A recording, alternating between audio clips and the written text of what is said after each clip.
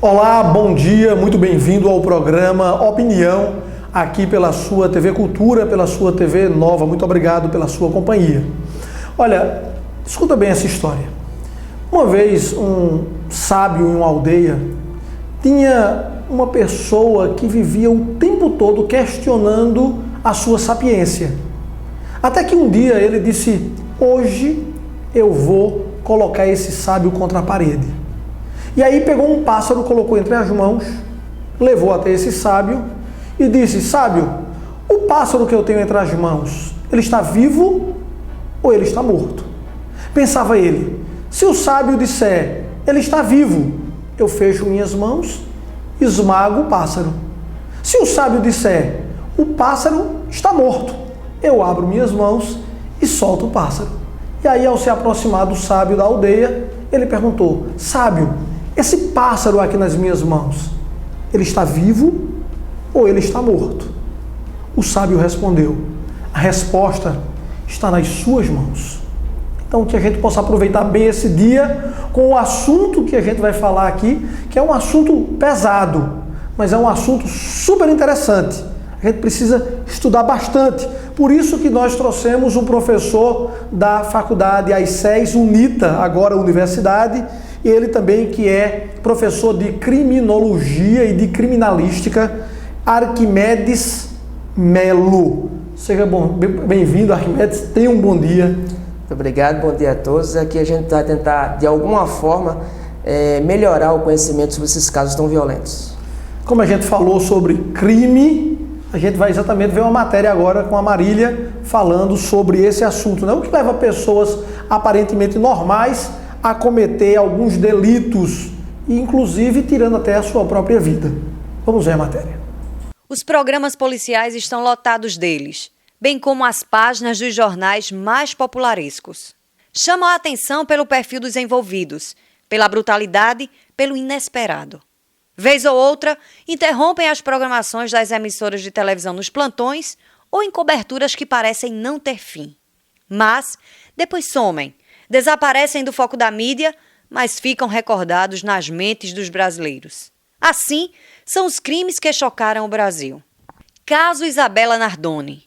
No dia 29 de março de 2008, uma menina de então 5 anos de idade foi arremessada da janela do edifício London em um bairro da zona norte de São Paulo. Isabela de Oliveira Nardoni morreu após ser defenestrada do 6º andar do prédio. O pai, Alexandre Nardoni, e a madrasta Ana Carolina Jatobá foram condenados à prisão. A garota teria sido agredida até desmaiar e jogada por pensarem que ela havia morrido. Isabela passava o final de semana com ambos e com outros 2 irmãos mais novos. Em dezembro de 2014 e em abril de 2015, 2 testemunhas que trabalhavam no sistema prisional disseram ter ouvido conversas que colocavam o pai de Alexandre, avô de Isabela, também em suspeita. Caso Richthofen. Susana von Richthofen mandou matar os próprios pais na madrugada do dia 31 de outubro de 2002 no Brooklyn, bairro nobre de São Paulo. Os assassinos foram Daniel e Christian Cravinhos, sendo o primeiro deles namorado de Suzane. As famílias não aceitavam o relacionamento, segundo dizem, e o trio arquitetou um plano para simular latrocínio, roubo seguido de morte, com o objetivo de receber a herança dos pais de Suzane. Os criminosos foram condenados. Em março de 2015, a Justiça de São Paulo oficializou a exclusão de Suzane da herança dos pais, ficando apenas para o seu irmão, Andreas Richthofen. A frieza do assassinato do menino Bernardo. Bernardo Boldrini era um garoto de apenas 11 anos quando foi assassinado no dia 4 de abril de 2014. O corpo foi encontrado 10 dias depois, em uma cova na área rural de um município do Rio Grande do Sul. A Polícia Civil afirmou que o menino foi morto por superdosagem de um sedativo dado pela madrasta e por uma amiga dela.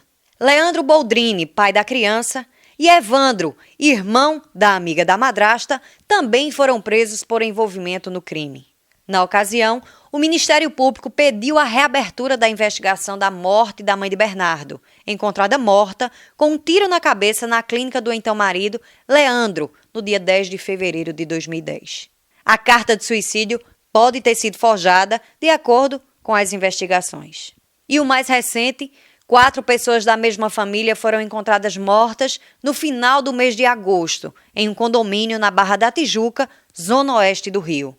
O pai, Nabor Coutinho Oliveira, de 43 anos, teria jogado seus 2 filhos, Arthur, de 7 anos, e Henrique, de 10 anos, da janela do 18º andar e depois se jogado. Já a esposa, de 48 anos, foi morta no apartamento onde moravam. Ela teria sido esfaqueada enquanto dormia. O motivo? Problemas financeiros. Diante de crimes tão brutais, nos questionamos: o que leva pessoas aparentemente normais a cometer tamanhos delitos? Professor Arquimedes, vamos tentar desembaralhar esse emaranhado que teve aí, né? A gente viu problemas com crianças, adolescentes e com pessoas já adultas.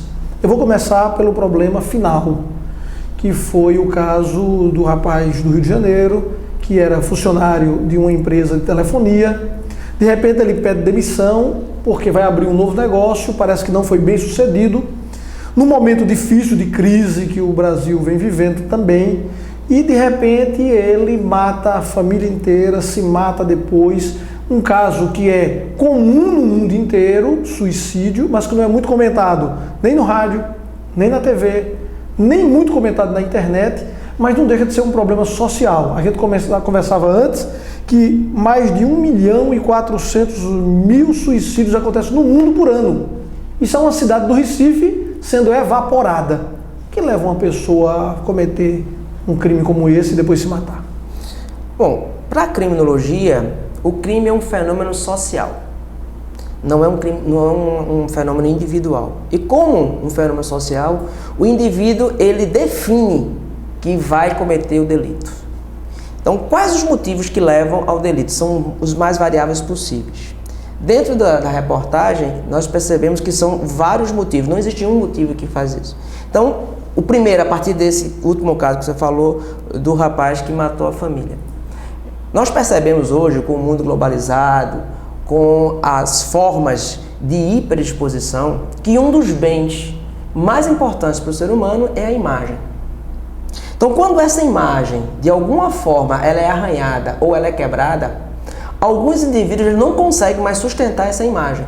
Então, por exemplo, aquele pai de família que sustenta a família inteira, que naquele modelo antigo de que ele é o provedor, de que ele tem que, de todas as formas, dar o melhor possível para a sua família, e ele vem fazendo isso, que foi na sua formação, e de repente ele não consegue mais fazer isso. E aí ele não consegue viver com a imagem dele como sendo um fracassado, como sendo um pai que não dá o melhor para os filhos, como sendo um indivíduo que não consegue prover. Ou seja, a formação dele todinha, os filtros sociais dele todinho, foi para que ele fosse provedor. E aí quando ele não consegue ser mais isso, ele acaba cometendo crimes tão bárbaros quanto estes. A mídia social, então, de repente, seria um dos agravantes, porque está expondo a vida de todo mundo o tempo todo? Seria o gatilho. Porque, na realidade, nós formamos o criminoso. O criminoso, não, ele é geneticamente, a quantidade de indivíduos que tem, abre aspas, índole ruim, ou seja, já tem uma tendência a esse comportamento criminoso, é muito ínfimo. A esmagadora maioria, ela é formada pela própria sociedade. Então, nós temos na sociedade, a ausência de condições de muitas pessoas faz com que elas fiquem mais frágeis. Não estou dizendo aqui que o indivíduo, por ter uma condição difícil, ele vá ser criminoso. Não é isso. Até porque a população brasileira de 200 milhões de habitantes, apenas 1 milhão deles está envolvida com crimes. É uma quantidade muito, muito pequena. Então, não estou dizendo de forma alguma que a pobreza gera o crime. Mas as nossas leis, ou a aplicabilidade dela, tão carente, tão deficiente, ou tão frouxa, isso também incentivaria as pessoas à prática do crime? Como eu disse antes, vários são os fatores, né? Então, um deles, por exemplo, seria a imagem, outro seria a fragilidade social, outro seria a impunidade. Ora, se eu cometo um delito e sei que não vou ser punido, eu tenho uma tendência maior a cometê-lo, porque eu sei que não acontecerá nada comigo. Uma tendência, não uma obrigação. Então, dentre esses vários fatores que influenciam o indivíduo a tomar a decisão de cometer um delito, sim, está a impunidade, leis frouxas. Está também o sistema prisional, porque o nosso sistema prisional, do jeito que está, ele é um formador de bandido profissional. O indivíduo, ele entra no sistema carcerário de um jeito e ele sai completamente transformado desse sistema. Então, o sistema prisional também é um fator. Então, na realidade, quando você forma um criminoso, quando esse criminoso ele passa por várias experiências, vários momentos, até chegar à condição de cometer o delito, né? Por quê? Porque nós todos temos instintos. Os dois instintos mais básicos são de sobrevivência e de perpetuação da espécie, que são instintos violentos. Por que esses instintos não afloram? É porque todos nós temos o controle social que nos diz o direito de um termina quando começa o de outro. Mas nem todas as pessoas têm essa formação. E isto leva, sim, a problemas sociais que levam ao aumento da criminalidade.